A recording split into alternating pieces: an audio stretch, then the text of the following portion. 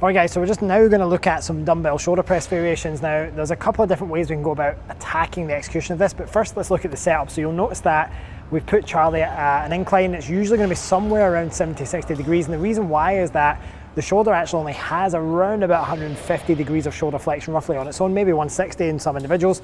Really that last bit of kind of flexion, or that last bit to get us to that 180, comes from thoracic extension. So in order for us to just focus on working within someone's really capable joint structure, but also range of available kind of contractile ability, lengths, this is a great setup to have generally for most people, and it's the same with the barbell as well. So if I get Charlie to come up into position, we're going to get him to start off with just what we'd kind of call a little bit more of a balanced press position. Now, you'll notice here that he's got the wrist stacked on top of the elbows. His arms are in that sort of scapular plane, and this is going to be a great position to both hit the anterior delt, but it's also, and the more we abduct our arms to the side, we actually are able to bring a little bit more medial delts into the equation. One thing we want to avoid is this, just show exactly the elbows being tucked back, the wrists sitting in front of the elbows, and even if your wrists are on top of the elbows, we just don't want to be right back in that fully abducted position. So go to the top, Charlie, and just show what that looks like quickly. I won't get you to do too many.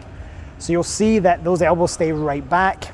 Now this puts the shoulder in a very compromised position, what we call the closed pack position, so it's not something we want to expose our joints to much over time. So simple adjustment is just going to be, as you can see, he just shifts that away from this position into that scapular plane range, which is around about 20-30 degrees away from that position. Wrists sitting stacked over. We make sure we've got enough external rotation at the shoulder just to keep the wrist in a really favorable position, and we make sure that the wrists are not fully closed over like this. We want to make sure that it's sitting naturally in that kind of heel of the palm as well, so naturally have that kind of stacked position there. Now, get Charlie, bring it back to that setup position again. So focus really here is going to be thinking about just pressing up and not necessarily bringing the dumbbells all the way across, because what that ends up meaning is that the joints are stacked and there's not a lot of tension in this position. So we just keep the dumbbells just slightly outside shoulder width the whole time. Think about driving those elbows out into that scapular plane, keeping the wrist stacked over the elbow throughout. Now, if you wanted to bring a little bit more anterior delts into the equation, we can bring it more towards that front position there. This is still a very safe position for the joints as well. And now we can drive the elbows a little bit more in front of us. However, some things still stay the same. The wrist is staying stacked over the elbows, and we're still staying within our active control range. Now, the final mistake that we'll often see people make is that they'll almost go too low.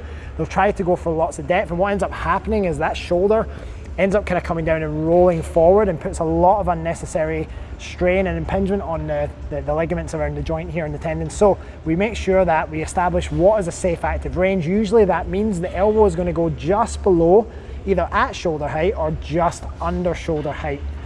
Keeping tension on the delt throughout the entire movement, controlling those eccentrics, controlling these endpoints here, and owning every single centimeter of the rep throughout the range.